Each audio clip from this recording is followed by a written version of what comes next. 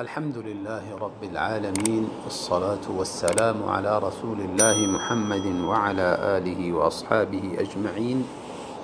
أما بعد، أعوذ بالله من الشيطان الرجيم. بسم الله الرحمن الرحيم. إنا أنزلناه في ليلة القدر وما أدراك ما ليلة القدر. ليلة القدر خير من 1000 شهر تنزل الملائكة والروح فيها بإذن ربهم من كل أمر سلام هي حتى مطلع الفجر.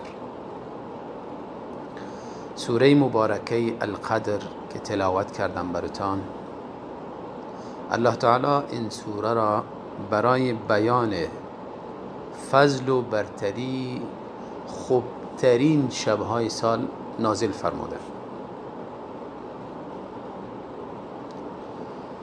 می فرماید انا انزلناه فی لیلة القدر. از خوبی ها و فضیلت این شب این است که الله تعالی در این شب قرآن عظیم الشأن، کتابی با عظمت نازل فرموده. الله تعالی با صیغه تعظیم ذکر میکنه. انا ما انزلنا هم صیغه تعظیم، صیغه جمع ذکر میکنن. ما پایین کردیم. هو ضمیر هو اشاره به سوی قرآن. قرآن هم کلام با عظمت. فی لیلة القدر، در چی وقت؟ در شب قدر، یعنی در شب نهایت پرفضیلت و با عظمت و بزرگی. خب برای کی نازل کرده قرآن؟ برای شخصیت نهایت با قدر و محترم و سید فرزندان آدم، رسول الله صلی الله علیه و سلم، ذاتی که قرآن از طرفی از او نازل شده با عظمت، کلام او هم با عظمت، در وقتی که پایین کرده وقت هم وقتی با عظمت، و رسولی هم که بر قرآن پایین شده او رسول هم رسولی با عظمت، و امتی که قرآن برشان نازل شده و از قرآن استفاده میکنن و او هم بهترین امت. کنتم خیر امتی، آنها هم بهترین امت. چندین خوبی در اینجا جمع شده. خوبی ذات با عظمت، خوبی کلام از طرف ذات با عظمت، خوبی وقت، شب قدر خوبترین از وقتها در تمام سال، و خوبترین شخصیت که رسول الله صلی الله علیه و سلم می باشه، و بهترین امت که مخاطبی قرآن هستند. قرآن برای از اونها و فایده از اونها نازل شده. از قرآن استفاده کنه. پس این فضیلت بزرگی برای شب قدر است که الله تعالی کلامی با عظمت خدا برای بهترین پیامبرش و بهترین بندگانش قرآن نازل فرموده. در ادامه الله تعالی می فرماید و ما ادراک ما لیلة القدر. ای رسول الله صلی الله علیه و سلم، ای محمد، تو را چه چیز دانان که شب قدر چی است؟ یعنی از عظمت و بزرگی شب قدر چی خبری داری؟ چی آگاهی داری؟ چی اطلاعی داری که شب قدر چقدر با عظمت شب است؟ میفرماند لیلة القدر خیر من 1000 شهر. شب قدر بهتر است از 1000 ماه. یعنی عبادتی را که در شب قدر انجام میتی، این عبادت از عبادت 1000 ماه بهتر است. 1000 ماه اگر شما حساب کنین تقریبا 83 سال و چند وقت دیگری میشه. شب قدر ساعات محدودی است، از غروب آفتاب شروع میشه تا طلوع فجر صادق. چند ساعتی محدودی، عبادت چند ساعتی محدودی بهتر است از عبادت 1000 ماه. البته 1000 ماهی که در او شب قدر نبوده باشه. و این فضل و مرحمت الله تعالی بالای آخرین امت، بالای امت رسول الله صلی الله علیه وسلم می باشد. عمرشان کم اما در عبادات اجر و ثواب نهایت زیاده می گیرند. لیلة القدر خیر من 1000 شهر. الله تعالی خیر ذکر کرده، یعنی از عبادت 1000 ماه بهتر است و او اندازه بهتر چقدر است او را الله می داند. در ادامه دیگر می فرمایند تنزل الملائکة والروح فیها باذن ربهم من کل امر. از خوبی ها و برتری های این شب ملائک دی شب پایین میشه. تنزل الملائکة یعنی ملائک به کثرت نهایت زیاد پایین میشن و تعدادش الله بهتر میدانه. و الا خب ملائک در وقتهای دیگری رفت آمد دارن و همراه انسان ملائک همیشه می بوده باشد، لکن در این شب ملائک به کثرت پایین میشن. تنزل الملائکة یعنی به کثرت ملائک پایین میشن. و روح و همچنان روح جبرئیل هم همراهشان پایین میشه. جبرئیل یک ملک بزرگی که وحی بیشتر جبرئیل به انبیا گرفته می آورده و این جبرئیل در این شب پایین میشه با ملائک های دیگری. ذکر جبرئیل تخصیصی از او دلالت بر اهمیت و فضیلتی از او میکنه. باذن ربهم من کل امر. اینها به اجازه پروردگار پایین میشن، همراهشان پیامی دارن، همراهشان از جانب الله تعالی اوامری را گرفته میارن که او تقدیر مخلوقات و آنچه را که الله تعالی در حق بندگان خود فیصله میکند یا این آنچه را که در کون الله تعالی در مدت 1 سال اجرا میکند از لوح محفوظ گرفته میارن به دفتر خود و در مدت 1 سال همون چیزی را که گرفته میارن همون چیز اجرا میشه. سلام هی حتی مطلع الفجر.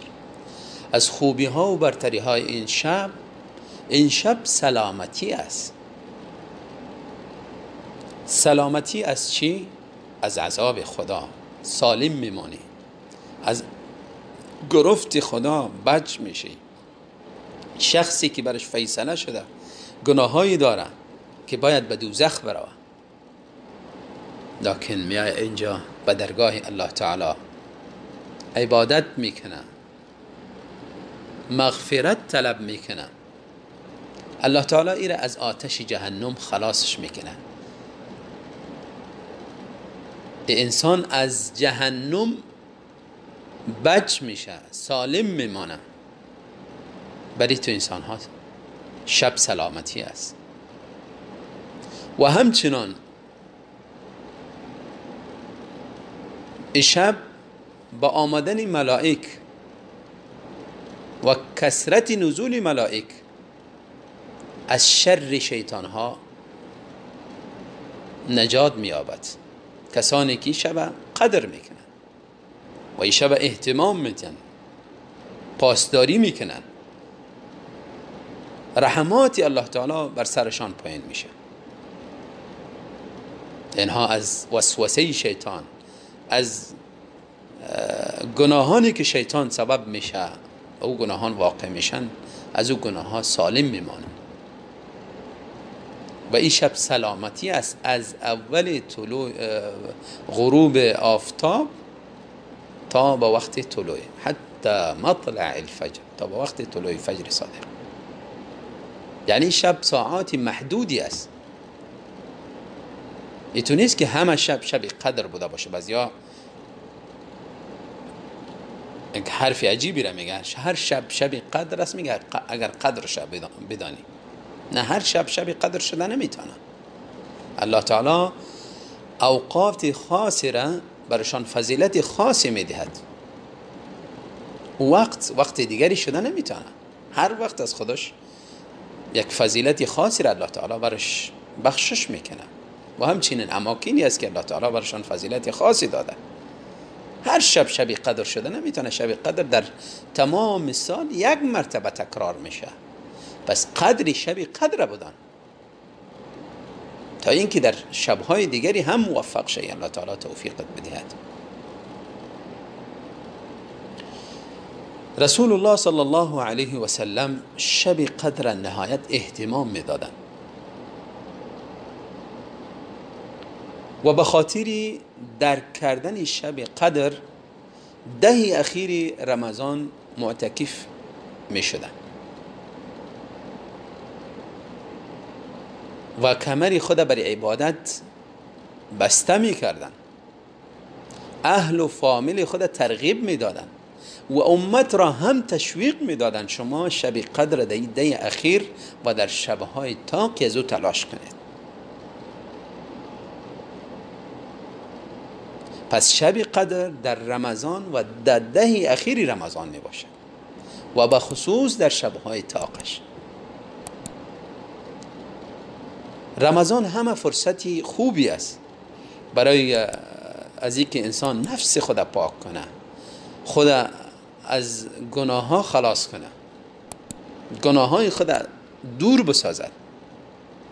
و باز 10 اخیر رمضان خوبترین موسمی است برای پاک کردن گناه ها، برای از اینکه انسان خود از آتشی جهنم نجات بدهد، برای از اینکه انبارها و ذخیره های از طاعات و بندگی را به خودش ذخیره کند.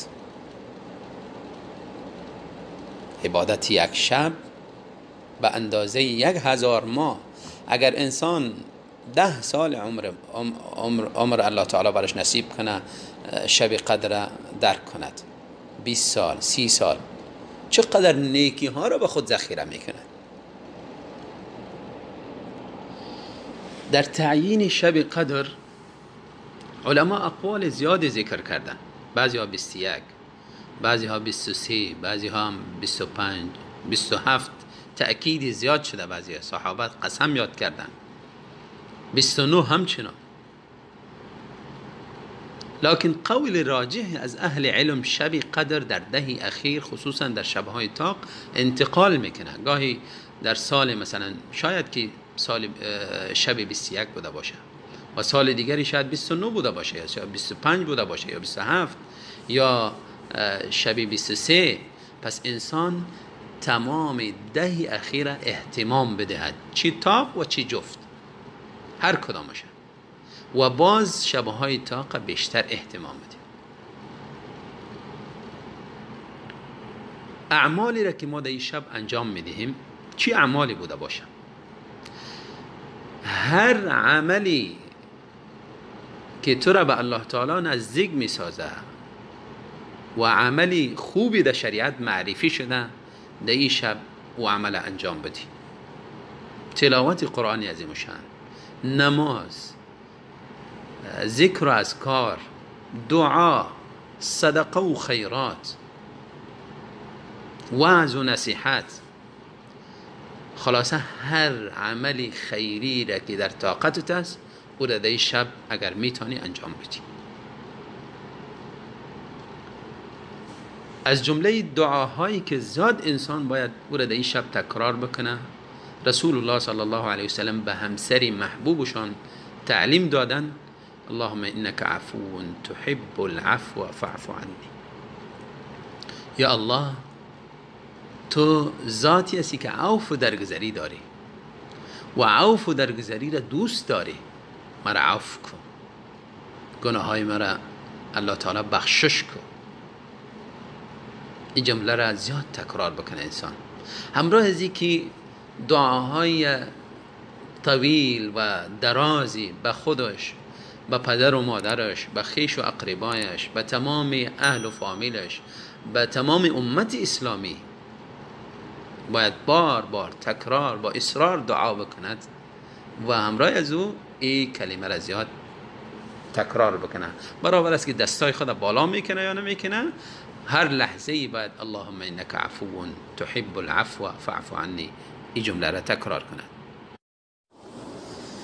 رسول الله صلی الله علیه و سلم می فرمایند من قام لیلة القدر ایمانا واحتسابا غفر له ما تقدم من ذنبه. کسی شب قدر قیام بکند. قیام به چی؟ قیام به نماز، قیام به تلاوت قرآن عظیم الشان، قیام به ذکر و اذکار، قیام به دعا، قیام به هر عملی خیری که در توانش هست. در بدیل، در عوض الله تعالی در عوض قیامش چی چیز برش بخشش میکنه؟ میفرماید غفر له ما تقدم من ذنبه. تمام گناههای سابقش الله تعالی بخشش میکند، عفو و درگذری میکند. البته کبائر نبوده باشه. کبائر لازم است که همراهش توبه بکند.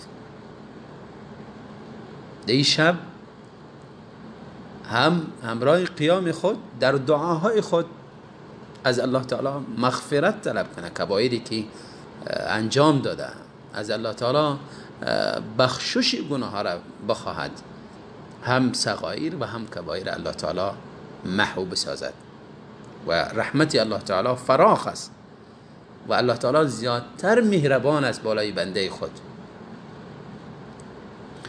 و این فرصت نهایت فرصت خوبی است. انسان در این ده اخیر رمضان روزهای چندی است، کوشش کنه که فرصت از دست ندهد، انبارهای از طاعات و بندگی را به خود کسب کند. الله تعالی این شب سبب سعادتی ابدی برای تمام مسلمان ها قرار بدهد و از این طریق در شب مبارک نهایت برای برادران مسلمانی که در هر جا مظلوم هستند، بالایشان تجاوز قرار گرفته، برای از او بیچاره هم بالای ما حق دارند، دیگه چیزی کرده نمیتونیم، از دعا اونها را هم فراموش نکنیم. الله تعالی طاعات و بندگی ما و شما را قبول بفرماید.